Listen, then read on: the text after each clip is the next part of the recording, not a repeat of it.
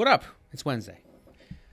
What's going on, Scott? I don't know, man. Listen, so do anything cool? Are we car ready yet? I mean, the season is almost here. Season is almost here. I can feel the warmth. It's hot out this week. You never notice how like the days of the week in between the weekends are always really nice? Yeah. Then the weekend comes and it's freezing. Or raining. Yeah. So that's kind of where I was at this weekend. Like I had this thing, and I've been on the attempt to make my 350Z brake great again. Okay. And so I did a bunch of brake stuff the other week, and then this week I decided I'd finally I like to do things in stages. Okay. You know, I like to modify in stages because I feel that if you modify in stages, it's much faster to figure out what the problem is.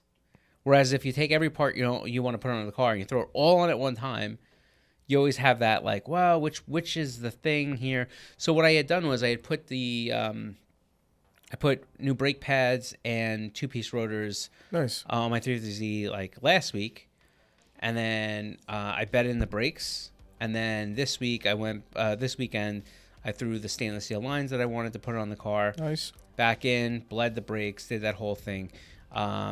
And I don't know, like, for anybody that bleeds brakes, I don't know if you have this, listen, I have a ridiculous amount of tools at least for the average bear. Okay. Right? So I have, I've had, like, Motive makes a brake bleeder where you actually pressurize this tank, and you can put the cap onto the master cylinder, pressurize it, and then just bleed out from the brakes. So it's like you don't need two people. You don't have to pump the brakes. Okay. I have that. I have one of those pneumatic air bleeders where you basically hook up an air line, and it creates like a Venturi effect, and it actually creates suction on the line. And so you, again, don't need anybody else. You can just lift, whatever. Okay, so I have that. And then I also have the good old Mighty Vac, where it's basically just like a hand pump, and then there's like this little reservoir there, and you can create suction real quick, open up the valve. And again, just because I don't want to have to do with two people, right? Because I don't know if I'm going to ever have anybody around to help, right? Yep. So I have all these ridiculous tools. I've used them all at some fashion throughout my automotive career, but this was like the perfect storm of like why you shouldn't buy a whole bunch of tools, right?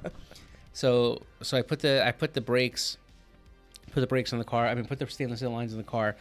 I put fluid in the master. I have this little reservoir bottle, so it keeps it full. I go ahead and I get to the back brake, and I bleed all the brakes using the pneumatic thing. Yep. And it's amazing. It pulls so much fluid so quickly that you're like, wow, I've done it, right? But the one thing that was super difficult about it was I couldn't tell how much air was in the line. Like, it just was so much air. Yeah. So I'm like, this doesn't feel right. I don't feel like I bled the brakes. I feel like I moved a lot of fluid. Like, the fluid, it was like, by the time I finished, it was really, it was clear fluid. So I do that. And then I was confident I didn't have it. I still had air in the brakes. So then I moved on to the Motive bleeder, which is a hot mess in my opinion. I've never had good luck with it. I feel like the cap's blowing off. I'm blowing brake fluid. It's too much. So then I decided immediately that I didn't want to deal with that anymore. And I went right to the hand vac, which worked okay, but I didn't feel like it was. I kept like the little reservoir has a little seal on it. And I couldn't get it to seal all the way, and like I was holding it tight and trying to pump, and then like this isn't working. So finally, I just put my 10-year-old daughter in the car, and I said, "Hey, listen, you gotta pump the brake." That's what we did. And then I took the car out and absolutely beat the crap out of it. Right. Nice. So that was my car project for the weekend. So does that make you think that you want, like, maybe it would have just been easier just to do it with two people? Yeah. Okay. Like, I could have saved myself a lot of time and error. About $150, $200 worth of tools, $200 worth of tools, and all I had to do is have one daughter. You know what I mean? So yeah. So there's that. I think that it's that point where we're coming to the modification section of the year. Yep. Where you're starting to get all your parts ready and kind of get into it, and I'm pretty excited to get it back out there. Which reminded me that I really should have. I haven't ceramic coated my wheels yet. Okay. Like, I think it's like I haven't cleaned my wheels yet. I understand. I know. Mine are dirty. Yeah, you're a dirty boy. Yeah, that's what the matte black kind of takes a little bit of shows a little dirt on there. Yeah, because it looks brown when you don't clean them. Yeah. Yeah, which is whack. But I think this is the time of year where I really got to clean I got to take a couple hours. Mm-hmm. I got to clean the wheels, and I have to ceramic coat them so I don't have to deal with it so much of an issue. Yeah. Yeah. So make life a little easier. Yeah. Yeah, absolutely. And that's kind of why we came up with that ceramic coating kit. Yeah. You know what I mean? So I don't know how many people are looking at that, but we have them stored at KonigWheels.com. Yeah. Not bad. Let's see what else is going on. So what else we got going on? You said all the new parts coming in. So like something that I've been like totally torn on is like, do I want to start getting some parts for my car, or do I want to just kind of wait out the storm of the high prices on markups on cars? Get another car? And get another car. So it's like the impatience is like, I want to start buying car parts, but then I'm just like, maybe this is not the car I'm going to stay in for a while. So maybe I just want to wait it out and then maybe just trade up. I don't like the limbo stage. It sucks. I'm like, I'm totally just like antsy. Like, you want to make a decision.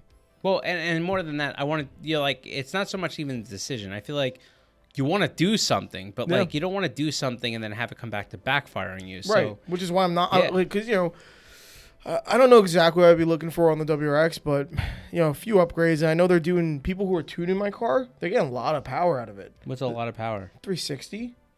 Yeah, I guess it's pretty good in a stock. Yeah, stock turbo, yeah. Just tuned? Do you have to do exhaust? Probably. I mean, I'm sure little bolt-ons plus a tune, you're pulling out some pretty good numbers. Yeah. So, that's impressive. And, it's tempting is really what it is. Well, but I think it's like, do you like the car or not? Of course I like the car, but I like other cars. Yeah. That's a problem. I think you just answered your own question. Did I? What was the answer? I didn't even get the answer out of that. I think you just said that you like this car, but just not enough to want to keep it that long. Oh yeah. I mean that's been my issue forever. So then you're moving on. You got to find another car. Yeah, but I need to be able to afford it. Did you watch Formula Drift this weekend? Just a little bit, yeah. So I think this season is going to be an absolute wild. For those of you who are Formula Drift fans, I think it's going to be super interesting season. I think you have, first off, it was cool seeing Matt Field take a win. I think he's had a number of seasons where he has been the guy that has been in that top 5 that has been knocking things down. And I think he's always been the guy that I felt like was off the cuff, like, he's a champion driver. He's a great driver. So that was interesting.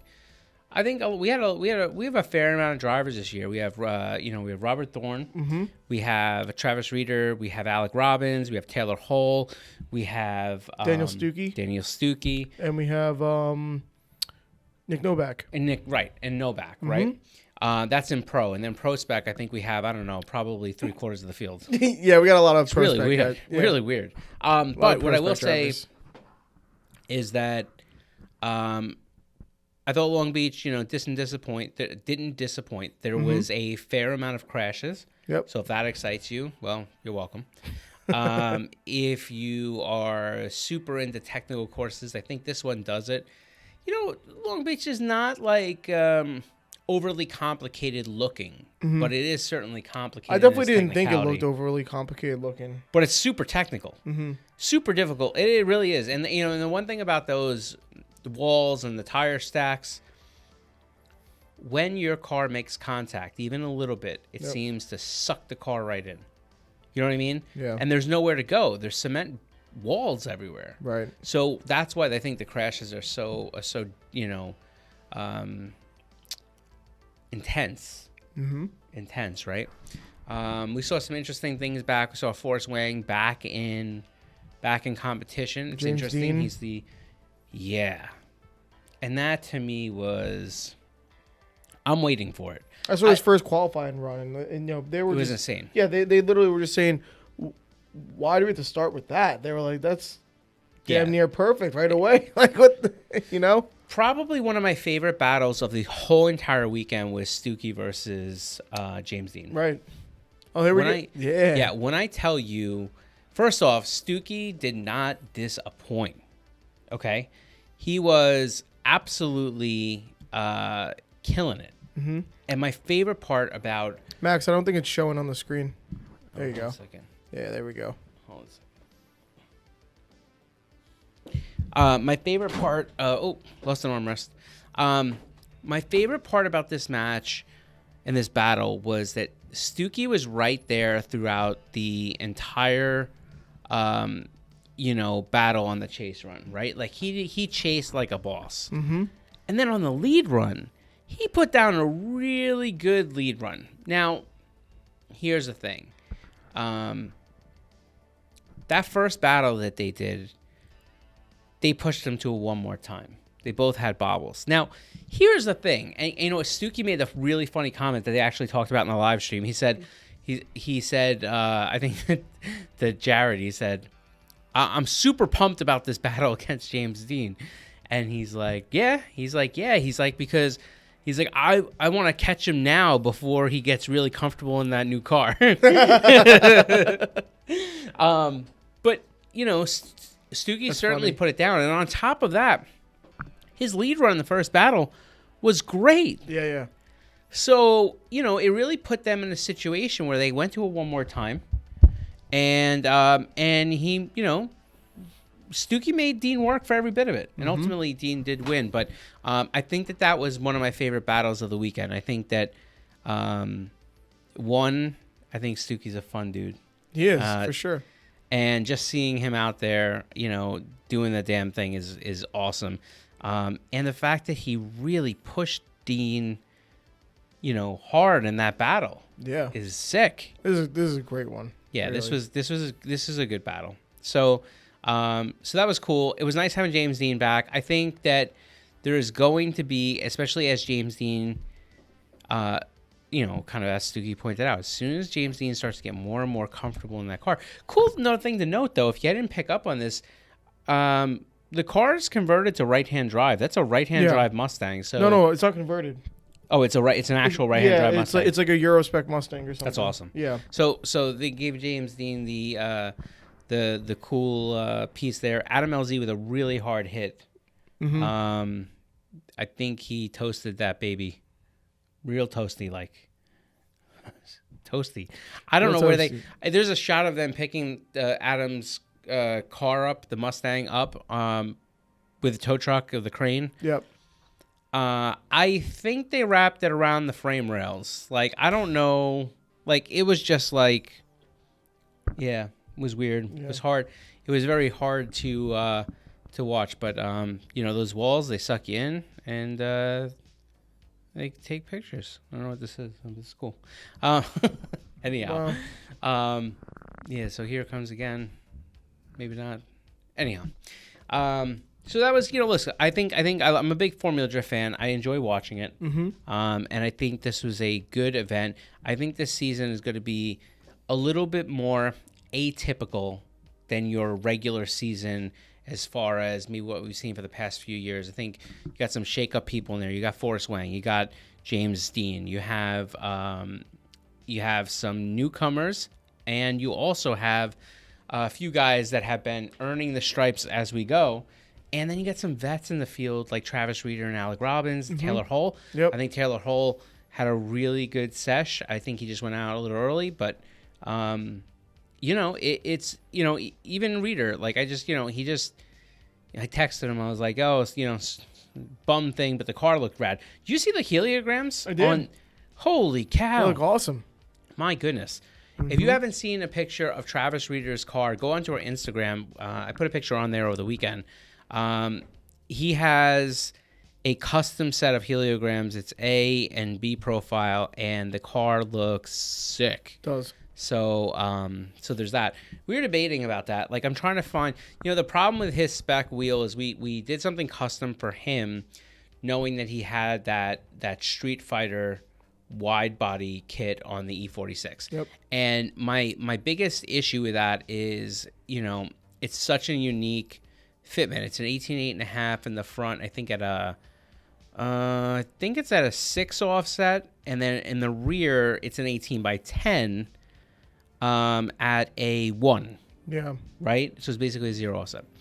And it's awesome, but if you don't have that wide of a body kit or you're not drifting, it's a real, you can't just pull that off. Right. So, I love to be able to put that part number into fruition, but those two part numbers, but I just don't think that there's enough demand on it. Yeah, of course not. Yeah. I don't know. Keeping up with some news that's been going on, I think this is hysterical. Did you see how many, if you've seen this, you stop me. Okay. Did you see how many cars? Oh, no. Did you see how many EV Hummers GM sold in the first quarter? Oh, I forgot. It's a low number, right? It's a very low number. Right, I don't remember. You guess. I'll give you a hot or cold. Oh, no, I don't want. I'm gonna. Come on, hot or cold? I'm gonna embarrass myself. No, hot or cold. The first guess. You said low. No, hot or cold. All right. So what's a low amount of sales for That's one a good. year? No, not 1 year. Not year. The end of the first quarter. First quarter. So first quarter would be from January to April. Okay, so this year. A low number would be okay. So what do you think they sold? Delivered. 250. That sounds like a low number, right? Yeah.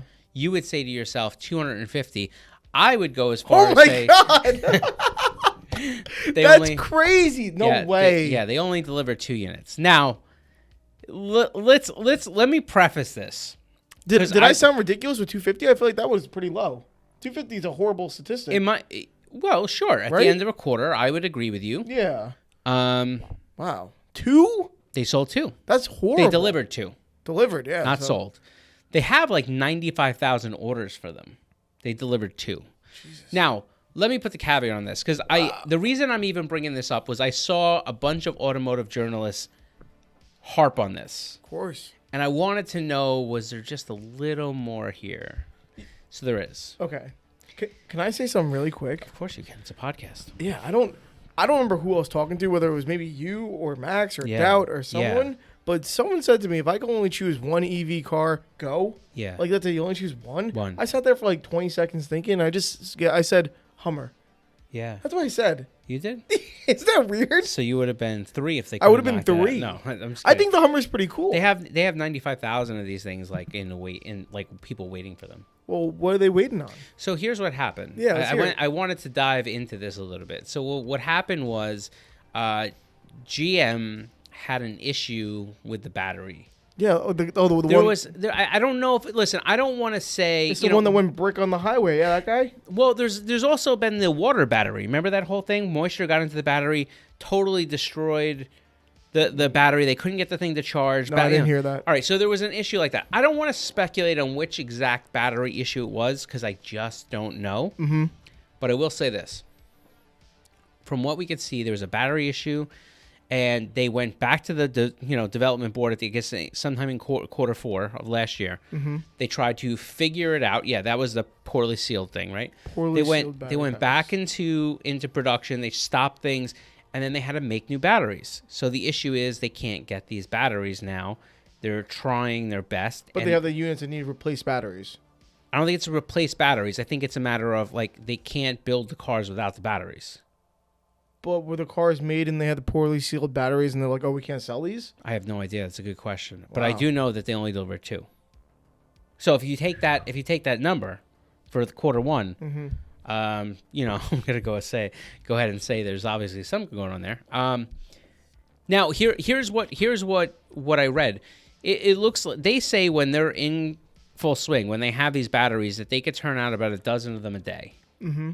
So you could see, just using that number, kind of what a fair production month should look like in Hummer EV land. Yep.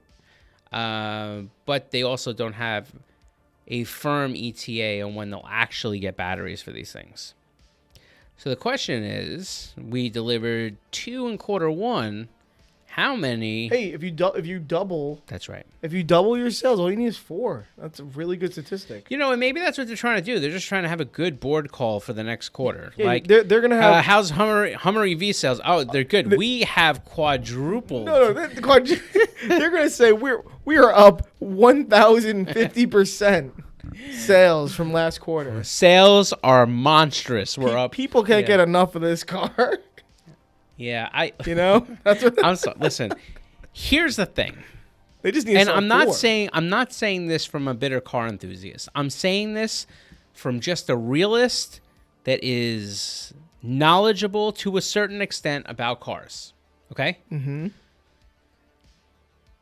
I always felt that as EV, and if you can go back and look at the track record, I've talked pretty positively about keeping your mind open to what these EVs can do since, what was it, 2020, 2021, when, even Turnkey Industries and Travis Reeder piloted the first ever EV Formula Drift car. Yeah. All right. I've spoken positively. I've been proactively saying how I felt as things progressed, everything would continue to get better, and you would really see EVs start to really take popularity, acquire market share, figure out the problems. Yep. It's all letting me down. I think this has turned into the biggest pile of crap I have ever seen. And listen, I'm not saying that just from a car standpoint because you took away an internal combustion engine. It's just so difficult to believe on how many problems that you run into with this stuff. And nobody's planning, and there's no centralized board, and the government is the one that knows the least about what they're asking for from these vehicle manufacturers, but they're setting all these regulations and laws that don't really match up to what is possible or how you should plan this thing out, which is why if you would have the government basically outline and sit down with these automotive manufacturers and say, hey, how do we get to this? It would be a much more effective measure than doing the way they're doing. And they have just muddied this thing.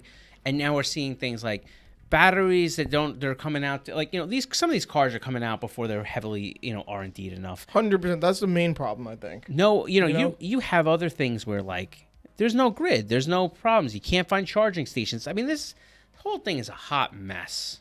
Just a hot mess. And then you have the other note where you have people like Tesla employees spying on people with the cameras. Right. That's a big problem. It's unbelievable. So for the people who don't know, there is a class action lawsuit over some employees from Tesla who were watching, I guess, customers, I don't know, Tesla drivers, dash cam footage without them knowing. So it's kind of like an invasion of privacy type of thing. So here's my question. My question is, and I don't know this because I didn't really go through this too much, but do the dash cams face the people? Or is it just recording what they're seeing in the road? Recording what they're seeing in the road. But for instance, one of the examples of a video that they were saying is they're able to go back and share a video from someone's dash cam of the owner approaching the car butt naked. So, why have anybody approached the car butt naked? Well, I don't know why he was doing that, but he was, and they were able to take a clip of that or something and then send it around. Now, I understand that this is disturbing, and I also understand that you don't know where you point your car. That could be a thing. Well, but don't you think it's a little ridiculous? I mean, hold on one second. If the camera was on the inside of the car, if it had recording audio capabilities, they could overhear or eavesdrop on your conversations. I think it does have audio capabilities. Do they? I think they do. I could be wrong because I remember seeing, whatever it is. It's like accident collision stuff or whatever. When people get it on their dash cam, I'm pretty sure the Tesla ones come with some kind of audio, but maybe I'm wrong. I don't have a Tesla. Yeah, I mean, look, I would think that, if that's the case, all right, big problem. I red flag it. If a camera is pointing out the window and you walk by your car naked, I think you deserve everything you get. I disagree. All right, so you want to walk in front of your car naked? I don't think there should be a repercussion of it, video footage. Tell me the time and the place where you think that walking in front of your car naked is acceptable. Acceptable? Understood. I'll even give you understood. That's a tough one. All right, I'll give you understood. All right, you forgot your clothes in your car. That meant you exited. All right. So let's all right. You forgot your clean laundry in the car. We're gonna do this a couple times. We're gonna come up with scenarios that we feel could possibly lead to having to walk in front of your car butt naked to be picked up on the camera. Okay? You go first. You had a really rough day. Yeah. And you're covered in a mess. And you brought your clothes to the laundromat. Right. And that's all you had left was the clothes that you brought to clean in the laundromat. But you left them in the car and you were naked. Yeah. So then, then you go home, you get out your dirty clothes. Right. And then you realize you forgot your clean clothes in the car with the rest of your clean laundry. I mean, that felt a little sketchy to me, but I'll go with it. Okay. Hey, I'm just. All right. We had to that was your turn. That was your turn. We had to think about some sort of possibilities. All right, let's go back and forth. All right, I'll give you a scenario. Yep. You park your car in the garage. Yep. And then you realize you go take a shower. But a garage is a lot more possibilities. Just saying. I understand. I was thinking on the street. Well, I think if you're naked on the street, you deserve everything you're gonna get. Okay. Is that fair? I don't know, man. You don't know. You think so? Wait. So I just want to. Sometimes people have bad days. You never know what happened. I would like to highlight this. You feel at any point it's acceptable to walk in public naked. I didn't say acceptable, but sometimes maybe you find yourself in a situation where you just kind of have to do it. Okay, let me go as one far. Let me take this one back a little bit. Let's hypothetically say, you were a police officer, hypothetically, and you are anywhere in public, including a residential street, and somebody walks out naked, acceptable or not? No, it's not acceptable. Not acceptable. Okay, so now that we have that part, how can I then say a blessing for the person that ran out to their car and Tesla people are laughing at them? What about the neighbors? What if the neighbor? So if the neighbor was recording them doing TikToks in the middle of the sidewalk, and then this dude comes out naked in the background of the thing, you would say, I don't know, but it's all really. Right, all right. You're painting a hard picture here. All right, listen. There has to be some kind of reason. Listen, there's a lot of scenarios in the world that can happen, and there has to be some possibility of this being acceptable. I'm not trying to back it. So let's go back. Let's go back. No, let's go back to my turn. So it was just your turn. I didn't give a scenario. I commented on something. What I'm saying is, all right, here's another scenario where this could potentially happen. You have a garage where you keep your car. Yeah. This is where I was going. Okay. You have your washer and dryer in the garage. Okay. You are in the shower. You clean off. I don't have either of those things. I don't have a garage or a washer dryer. I got to paint the scenario. I'm not telling you it's the majority of people. This is a great scenario. I'm just telling right you now. All right. So now you have your garage. Your washer and dryer is in the garage, I guess someplace. And then you come out of the shower and you realize, oh, crap. The only towels that I have clean are in the washing machine. So you run out down the stairs, in through the garage, in front of your car. That's a great scenario. You go to the dryer, you get a towel, and then you come back, and now you have a towel on. Yep. So what we're saying here is, do we think the Tesla employees are now actively scanning these cameras, hoping that for the amount of time your car is parked in the garage, with no sight in mind here, that they're looking for the 2 seconds that you may have forgotten your towel? Yeah, I mean... No way. No way. This is crazy. This is crazy. Listen, here's the thing. From what I've read, it's almost like they were trying to one-up each other with who can find the more crazy stuff on the cameras. Well, so my question is for Elon Musk. The truth is, dude, maybe you need to stop screwing around with the Twitter logo. You need to get over here and get your employees back to work. This might be completely wrong, false information here, but I only skimmed over it. But I think someone said that they were able to see on the dash cam on Elon's vehicle, in his car, in his garage, or wherever it was. So apparently it said from 2019 to 2022, there was an option if you consented to it, the camera will roll while the car is off, so it'll capture stuff. So they were able to see inside of people's garages they were able to just see inside where it is. So that's crazy stuff. I'm not telling you that there's not implications where it could be weird. I'm just saying that, like, if it doesn't capture audio inside the car, if it doesn't show the people inside the car, if it doesn't transmit a GPS, then essentially the view that you have, isn't it close to public record? It does do a GPS. They were saying that they were able to locate who potentially owned that car because of GPS. Well, see, that to me is a whole different. Yeah. That's a horse of a different color. It's crazy, right? Yeah. Yeah. I mean, truth is, here's a scenario: street park car acceptable for you to walk to it naked. Here's one. All right. Here's another one. So you're a police officer. Well, Hypothetically, all right, right? I'm a police officer. How do I carry a big gun? That's the wife calling. Do you have to take that? Huh? You have to take that? I think it's all right. All right. Do I carry a big gun? Yeah. Damn right I do. The biggest. Damn right I do. Kids, pay attention. So, all right. So you're a police officer. That's right. You're the law. You're the law, and you're staying in a normal neighborhood. You're in that area. Yeah. Right. Looking for drug addicts. I live by myself. Right. And my cats. Okay. I want to arrest you already. I live by myself and my cats. My car is parked in the street. Yeah. I don't have a parking lot. I don't have no, street park. I don't have a driveway. No, right. Yeah, no driveway. Street parking. Yep. I'm taking a shower or something. But I was also cooking something because I was irresponsible. You're cooking and showering. Yeah. So I put something on the stove. Right. And then you went and took a shower. Yeah, you forgot about it. Absolutely. Right. And you come out of the shower and the smoke detector's going off and whatever, and you grab your cats. Grab your cats. And you got out of the shower. Priority. You gotta save the cats. Right. Save the cats. And then you bring them to your car for safety because the whole place is about to go in flames. And you're naked. Because you just got out of the shower. Because there's a fire in your house. All right. So all right. Same scenario. I'm the cop. So then I'm the cop. Hold on a second. So I'm the cop. you're sitting there. I'm just cruising through the neighborhood. You see, looking for burglars. Right. And crack. Don't do drugs. Yes. And all of a sudden I see a man there, wet, head to toe, holding two cats. Yes. With smoke billowing out of the front door. Yes. And he's butt naked. Yes. What do I do? I don't know, but I'm saying, so then you go, whoa, what the heck is going on here? You go, and I go, sir, house is on fire. Can you call a firefighter, please? And I'm going to put my cats in here where they're safe. Actually, I was thinking, I roll up and I say, dude, is this all happening because of the cats? I don't know. I don't like that scenario one bit. But I almost think that, if you look back in history, that had to happen at least once somewhere. Oh. You know? Yeah, I mean, clearly, probably. That's had to happen. Of course. No?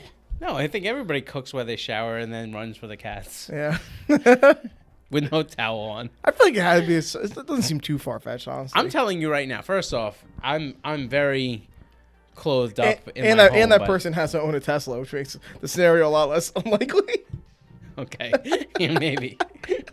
I'm just saying that in the hypothetical situation here, that if I was to, I'm clothed very well in my home, but I promise you that the house could be on fire. If I don't have drawers on, I'm looking for them.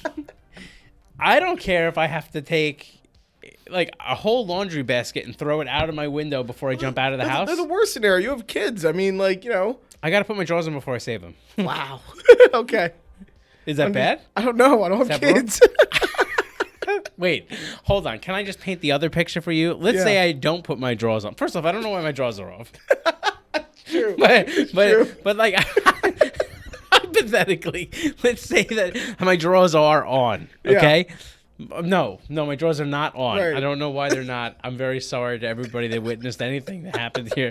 And honestly, I think in this situation, Tesla people, they get what they're deserved. Yeah. Okay. But so I don't have drawers. If I now grab both my children naked and tell them there's a fire, we got to jump out the window. Or if they tell you there's a fire. Like, Dad, there's a fire. Right, and then I'm like, all right, kids, and then I'm like, let's go. No. I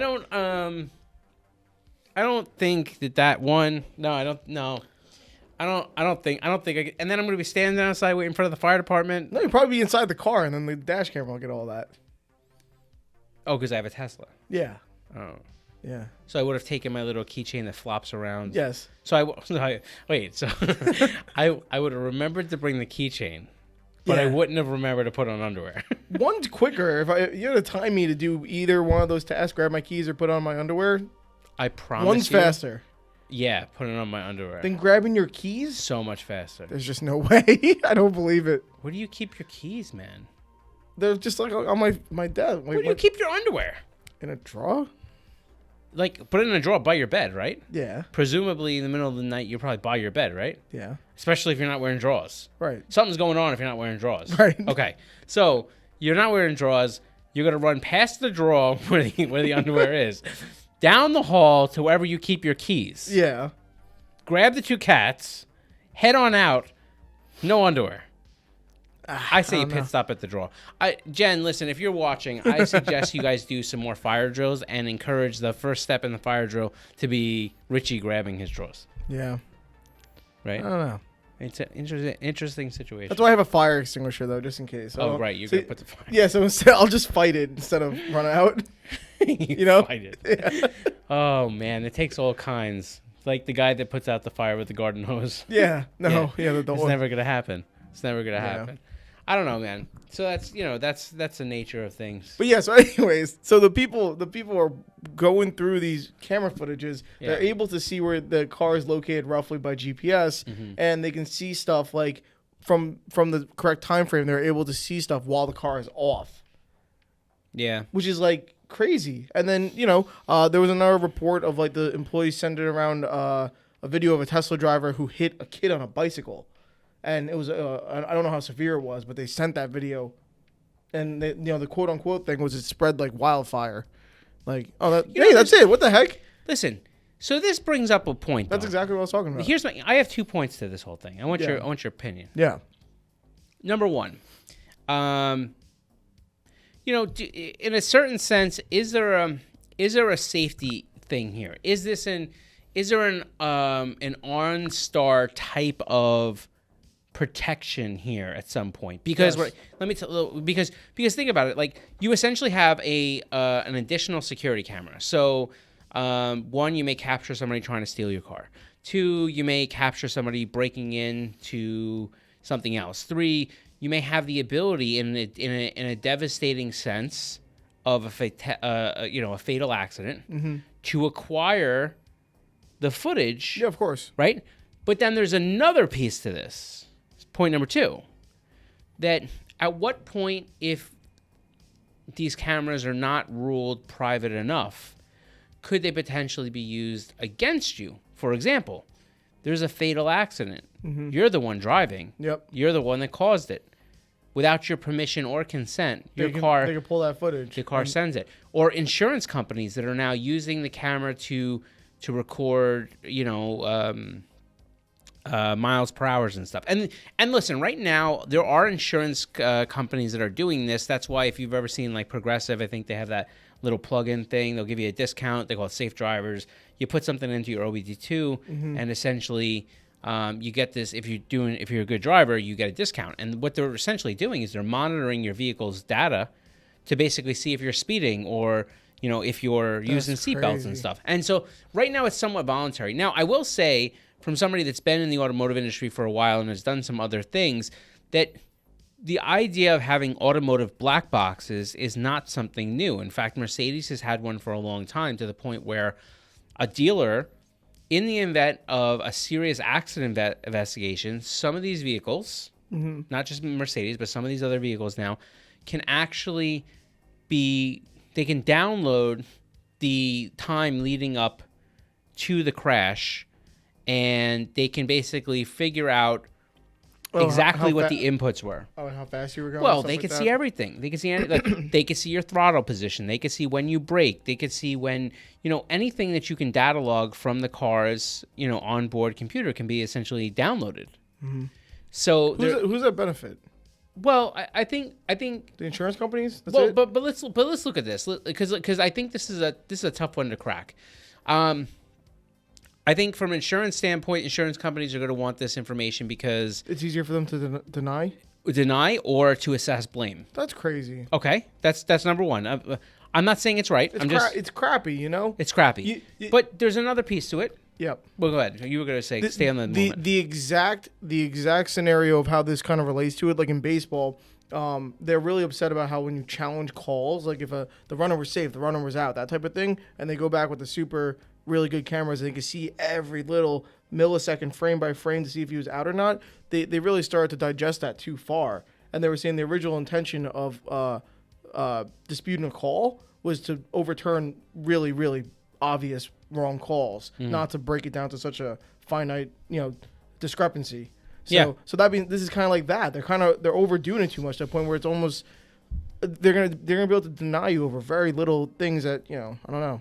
All right, so but there's and I'm not when I'm saying these things, I'm not an active supporter of the ability to lose, like to have your data taken, right? Like I'm not supporting this. I'm just saying here's some other sides to it, right?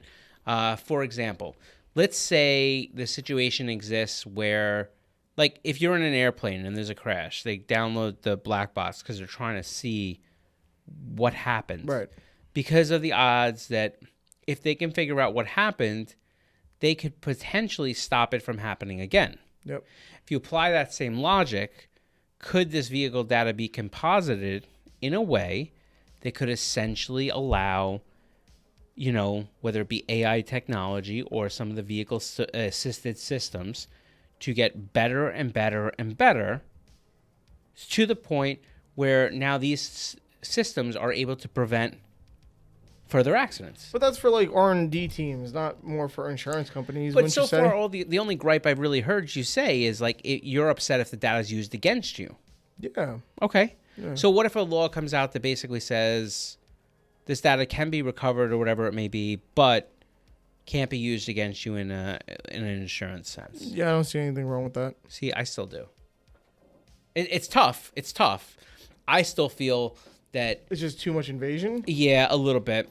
I mean, I think at some point, you're always gonna have that thing. Like how far do you take it? Do you get to a point where, like, every single car has to have a breathalyzer in it to be able to start it? Like that's how you stop drunk. That's how you stop drunk driving. Mm-hmm. You want to? I mean, with a reason. You'd have to do a DNA thing first, Or prohibition, round 2.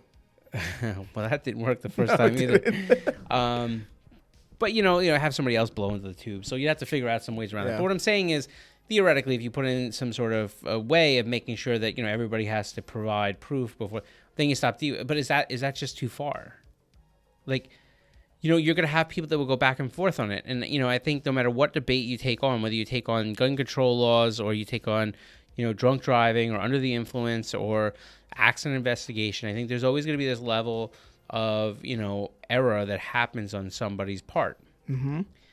I think that when you get to a world where everything is diagnosed like that, you either have 2 points of view. One, everything's super transparent, so you're less likely to make these mistakes out of fear of being, outed. Or you have kind of one of these things where you now feel like the world's closing in on you, that you can't ever have a private moment. Yep. Everything is being viewed, and that's where I struggle a little bit, because I think that when you get to a point where every single moment of your life is data logged and recorded, whether it be a valid reason or not, you start to struggle with, like, where am I at peace just to be me? Mm-hmm. We got really deep and really philosophical, but it brings on to another good point, which is, are some of these systems getting too complex? Are some of these systems capable, that they're like, so they take this feedback and they turn them into vehicle systems, right? And they say, okay, we've made these systems so that you won't have an accident. It will stop your car for you. It will divert the lane assist. Yep. I feel like I've had more issues with some of these systems than not. Mm-hmm. So the question is, can some of these systems cause crashes? Right? Yeah.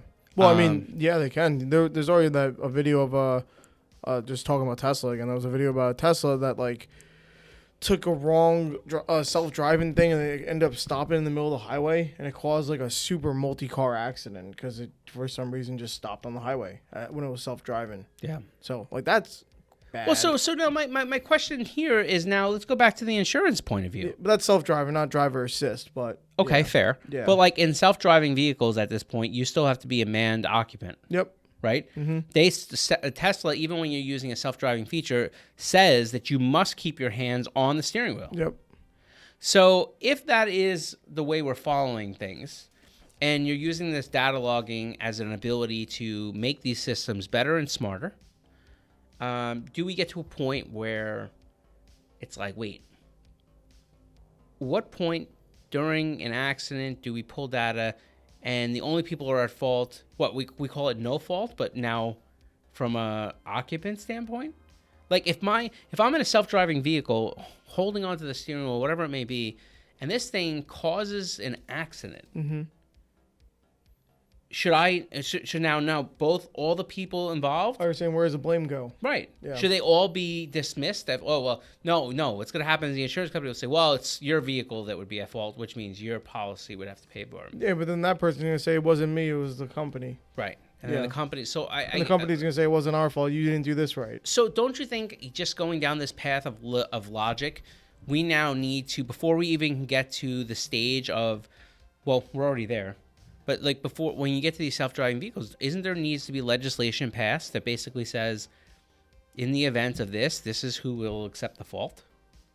I guess so. Are insurance companies going to make the argument that they're not obligated to pay for an accident if it was caused by the car's technology or something to that effect? It almost makes me, I don't even know if this is correct, I might just be spitballing here, but it makes me feel like it's going to have to be the companies that are going to offer some kind of auto insurance. Yeah, but like, so You know? what ends up happening is now, let's say the automotive, then they go back to the automotive manufacturer, and the automotive manufacturer, let's say, like an insurance company, sometimes they'll do what's called subrogation, meaning that you put in a claim, the insurance company will pay out the immediate drivers, take care of it off of your policy, but then they'll then turn around if they feel the fault was assessed in another direction. In other words, let's say they think it is Tesla or they think it is, one of these other EV companies.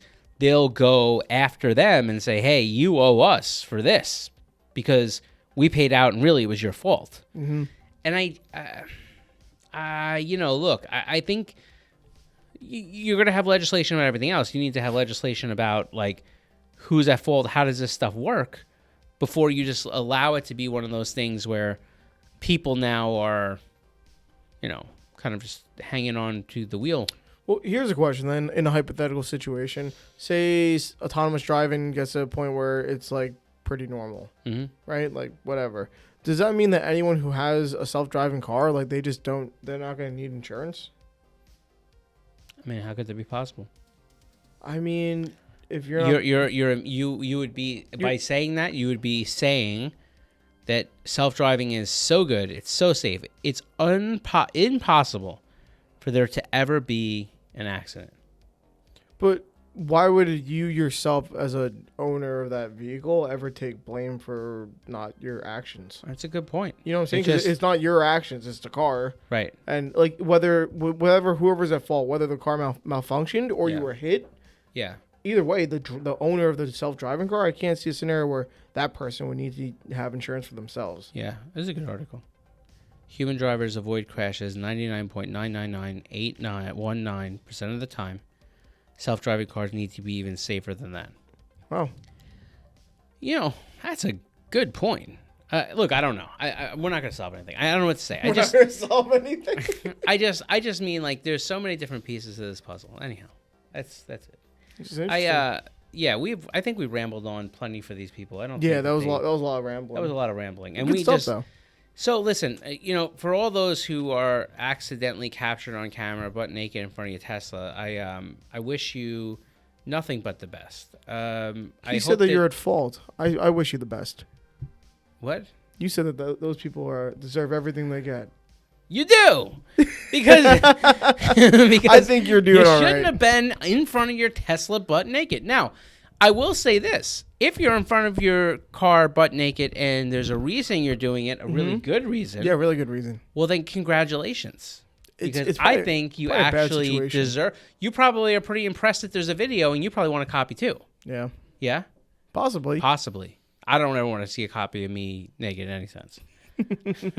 Anyhow, don't forget, this Friday we have a piece of content coming out. We do every Friday on our YouTube channel, Koenig Wheels USA, if you're listening on one of the podcast stations there. Yep. And don't forget, we got new merch. Yeah, new merch is out at store.koenigwheels.com. Yeah. We have some new hats and shirts. Dope hats. Yeah. Yeah, really dope hats. Like, the quality is really nice. Yeah, 47 brand hats. Check them out. Yeah, it's pretty dope. We got a new shirt that's also in. And don't forget, if you're looking to clean your wheels, ceramic coating kits, store.koenigwheels.com. You can pick up a ceramic coating kit there, too. Keep those wheels clean. Make it easy. Subscribe and like. Oh, yeah. We'll catch you on the next one. All right.